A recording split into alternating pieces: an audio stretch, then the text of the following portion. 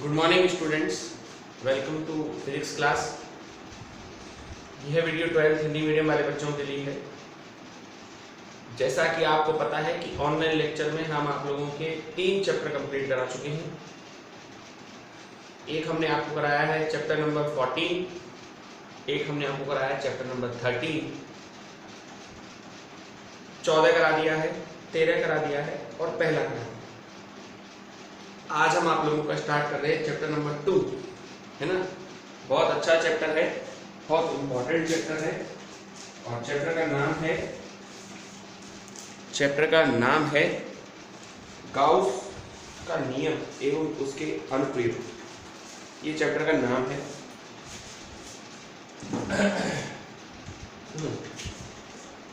Chapter का नाम है गाउस का नियम एवं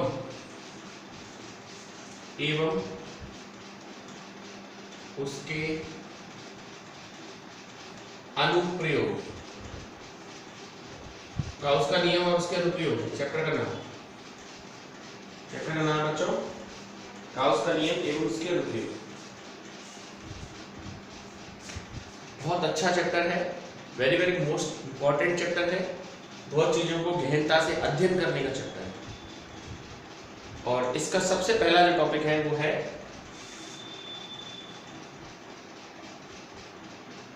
विद्युत फ्लक्स।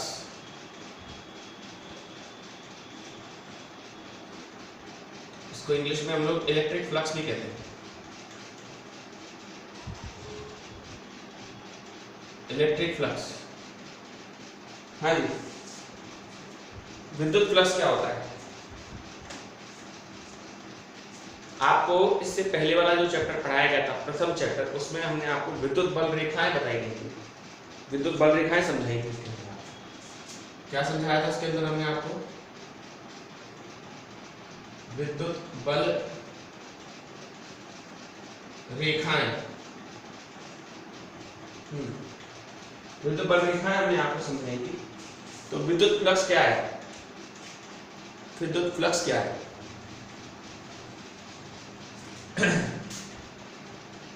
किसी भी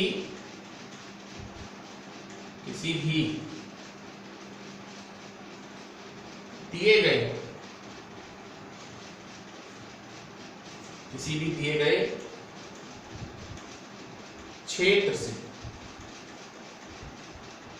क्षेत्र से गुजरने वाली, किसी भी दिए गए क्षेत्र से गुजरने वाली बल रेखाओं की संख्या, किसी भी दिए गए क्षेत्र से गुजरने वाली बल रेखाओं की संख्या, ये कहलाती है आपकी विद्युत फ्लक्स। फ्लक्स कुछ नहीं है बच्चों, केवल बल रेखाओं की संख्या है। बल रेखा जिनको आप लोग क्षेत्र रेखाएं भी कहते हैं, उनकी संख्या है। क्या? सॉरी, उनकी संख्या है इलेक्ट्रिक फ्लक्स। ठीक है, उसको निकालते कैसे? माना विद्युत क्षेत्र की तीव्रता है, माना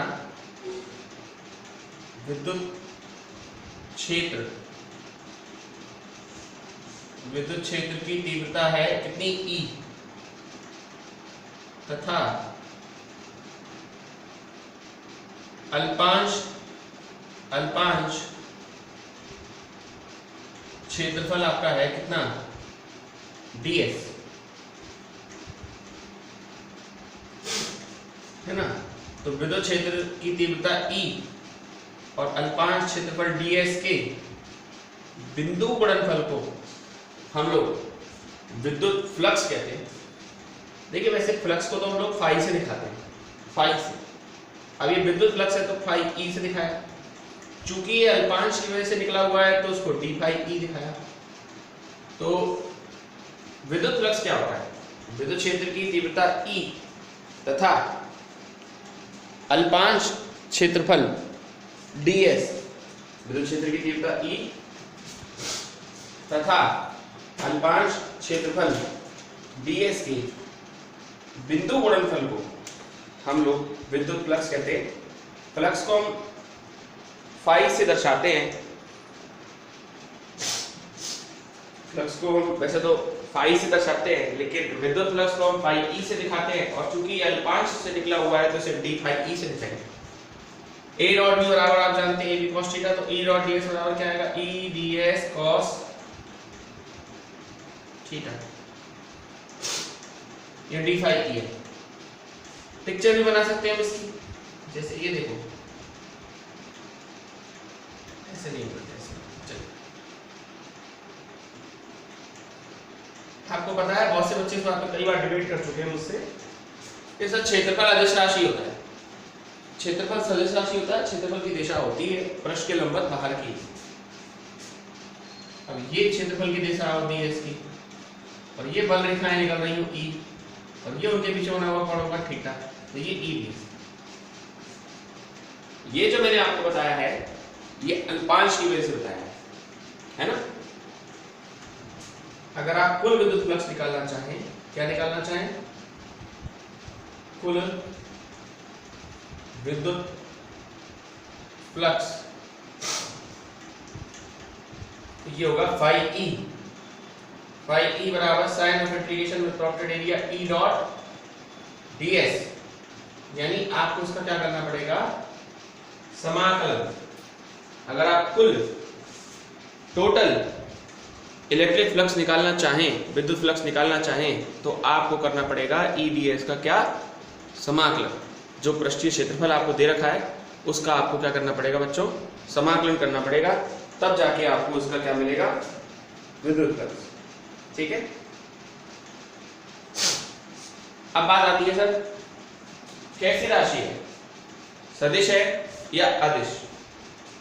तो देखिए आपको देखने में पता चल रहा है बल रेखाओं की संख्या है, और संख्या कभी सदिश नहीं होती। तो विद्युत फ्लक्स अदिश राशि है। कैसी राशि है, अदिश राशि है। विद्युत फ्लक्स आपकी कैसी राशि है, अदिश राशि है। और मात्रक क्या होगा इसका, मात्रक आइए, विद्युत क्षेत्र का मात्रक तो न्यूटन पर कूलम, और क्षेत्रफल का मीटर स्क्वायर, उसका मात्रक होगा न्यूटन मीटर स्क्वायर प्रति कूलम। न्यूटन मीटर स्क्वायर पर कूलम इसका मात्रक है। विमा क्या होगी बताइए इसकी विमा, बल की विमा m1 L1 T-2, और इसकी कितनी होगी L2, और कूलम की क्या होगी A1 T1। तो फाइनल रिजल्ट में क्या आएगा, m1 L3 T-3 A-1, ये आएगा। ये आपका आंसर होगा इसका, किसका, विमा, विद्युत बल रेखा, विद्युत फ्लक्स की ये विमा है। अब हम आपको इससे संबंधित कुछ विशेष स्थितियां बताते हैं। चलिए इसे हटा देते हैं हम लोग।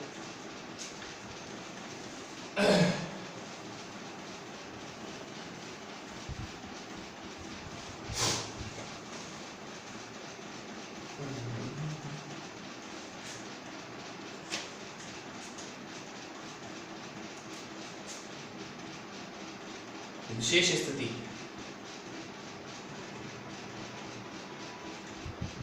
सबसे पहले नंबर पे है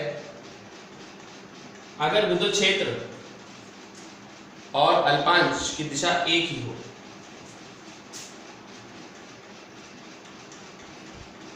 विद्युत क्षेत्र तथा अल्पांश, विद्युत क्षेत्र तथा अल्पांश की दिशा एक ही हो। विद्युत क्षेत्र और अल्पांश की दिशा कैसे हो सकती है? जैसे अभी थोड़ी देर पहले अपन ने डायग्राम बनाया था ना, ये ds की दिशा है, यही E की दिशा। आपको बहुत अच्छी तरीके से याद है कि विद्युत क्षेत्र की दिशा का ज्ञात करने के लिए ही हम लोग विद्युत फ्लक्स का अध्ययन करते हैं। तो हम ये कह सकते हैं कि इसमें बल रेखाएं पृष्ठ के लंबवत हो। थीटा बराबर क्या आएगा इस केस में? 0 डिग्री। तो डी फाई ई बराबर क्या है? ई ds cos 0 डिग्री, और डी फाई ई बराबर क्या आएगा? ई ds, जो अपने आप में कैसा है बच्चों? कैसा है? मैक्सिमम है। अगर विद्युत क्षेत्र E और अल्पांश क्षेत्रफल ds की दिशा एक ही हो तो ये कंडीशन बनती है बच्चों, ठीक है। दूसरी कंडीशन देखो,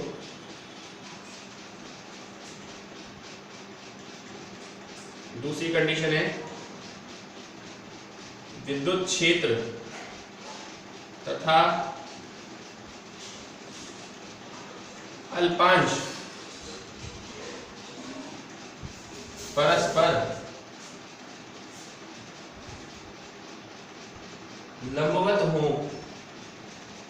अगर विद्युत क्षेत्र और अल्पांश परस्पर क्या हो? लंबवत हो। हाँ जी, तो ये तो ds की दिशा हो और ये विद्युत क्षेत्र, इनके बीच में कितना कोण बने? 90 डिग्री। तो डी फाई ई बराबर क्या आएगा?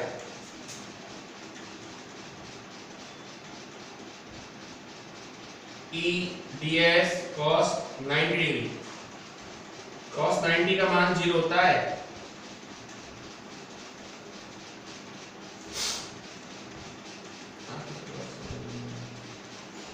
ये है। और तीसरी और आखिरी कंडीशन है, अगर आपकी विद्युत क्षेत्र और अल्पांश परस्पर, आप सब देख सकते हैं, ये सारी कंडीशन आपकी किताब में है।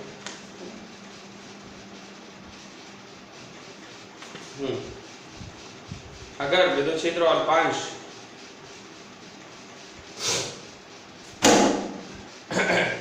परस्पर विपरीत दिशा में हो,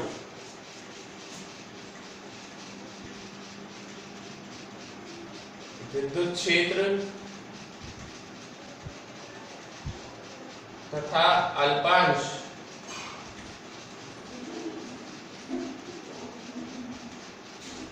परस्पर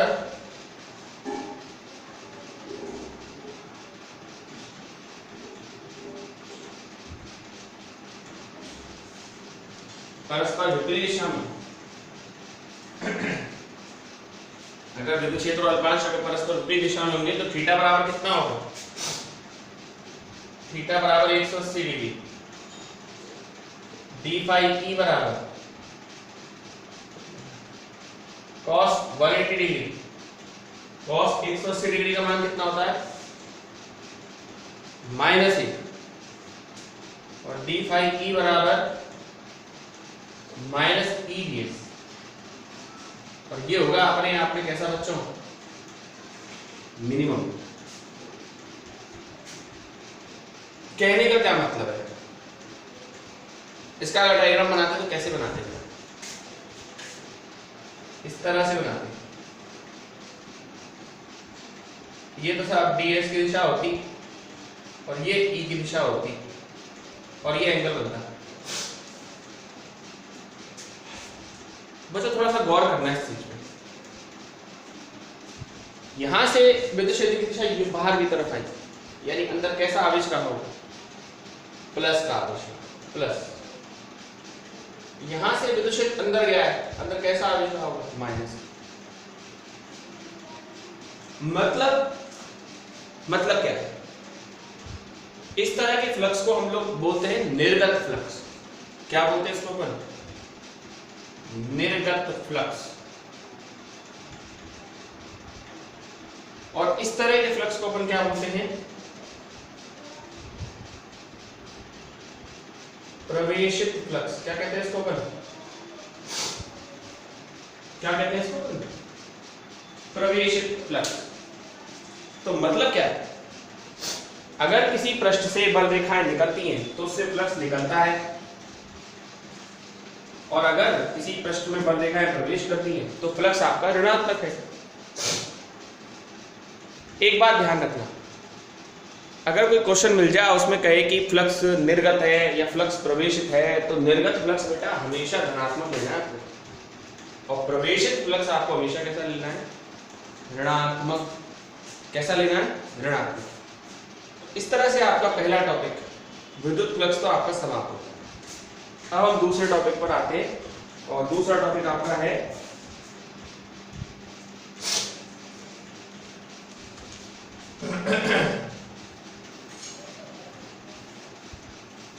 दूसरा आपका जो टॉपिक है वो बड़ा अच्छा टॉपिक है, और वो है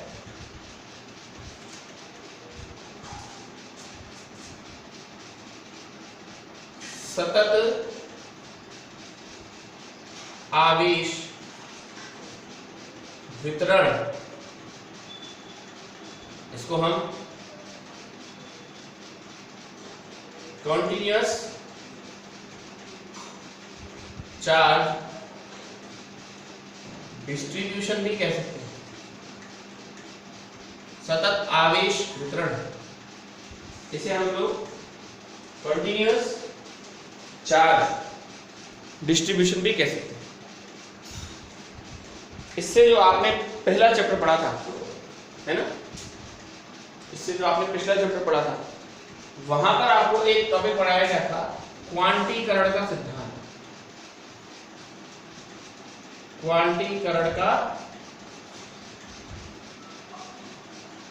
सिद्धांत आपको अच्छी तरीके से याद होगा। वहां आपको बताया गया था कि आवेशों का वितरण सतत न होकर विविक्त होता है। विविक्त मतलब एक वस्तु से अगर दूसरी वस्तु पर आवेश जाएगा तो लगातार नहीं जाएगा, थोड़ा सा चला गया फिर रुक जाएगा, फिर थोड़ा सा चला गया रुक जाएगा। खूब अच्छी तरीके से समझाया था। मिलिकन ने बताया था ये Q बराबर प्लस माइनस एन ही होता है। मिलिकन ने इसको बताया था ये Q बराबर कितना होता है? प्लस माइनस एन, यानी E जाएगा या फिर 2E जाएगा या 3E जाएगा, 4E जाएगा, इस तरह से जाएगा, है ना।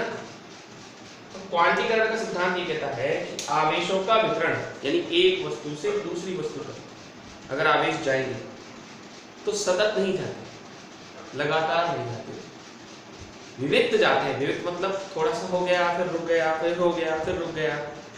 इस प्रकार का जो वितरण है, इस प्रकार का जो वितरण है उसको हम क्वांटिक वितरण बोलते हैं, है ना। लेकिन अब हम आपको इस चैप्टर में सतत आवेश वितरण पढ़ा रहे हैं, तो कहेंगे सर आप तो अपनी बात से ही पलट रहे हैं। देखो मैं पलट नहीं रहा हूं, मैं बहुत क्लियरली आपको बता रहा हूं कि दो तरह की वस्तु होती हैं। एक होती है सूक्ष्म और एक होती है स्थूल। बहुत अच्छी तरीके से जानते हैं, सूक्ष्म का मतलब तो ऐसी वस्तु होती है जिन्हें आप अपनी आंखों से देख ना सकें, और स्थूल का मतलब है थोड़ी सी बड़ी, ठीक है। अब इसमें क्या है कि सूक्ष्म जो वस्तु है, स्थूल माने बड़ी है, सूक्ष्म माने छोटी है। तो आवेशों का वितरण क्या कहता है? ये कहता है कि अगर किसी वस्तु पर आवेश बहुत पास पास रखे हुए हैं,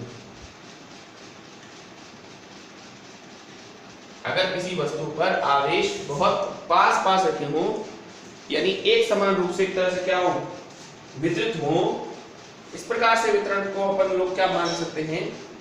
सतत आवेश वितरण मानते हैं। क्या मानते हैं इस प्रकार के वितरण को अपन? सतत आवेश वितरण।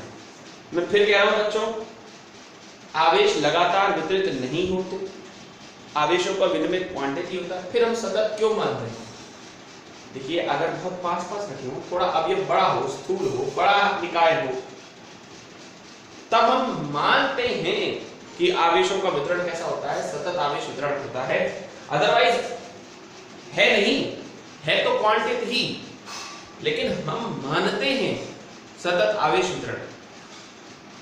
यह तीन प्रकार का होता है। कितने प्रकार का होता है? ये तीन प्रकार का। सबसे पहला तो होता है रेखीय आवेश वितरण, या इसको अपन रैखिक आवेश वितरण भी कहते हैं।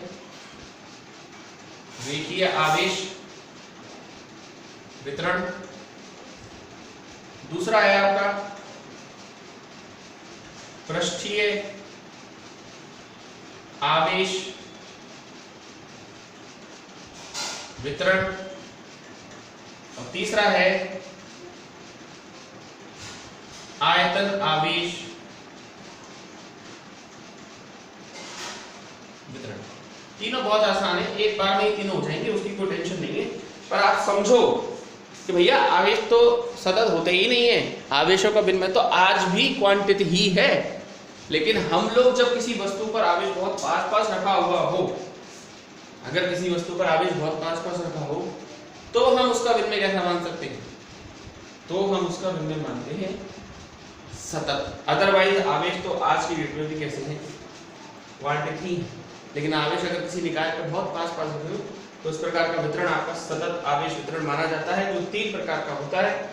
अब इन 3 प्रकार के वितरण को हम आपको कल के लेक्चर में डिस्कस करेंगे। आज के लिए बहुत है बच्चों, दैट्स ऑल फॉर टुडे।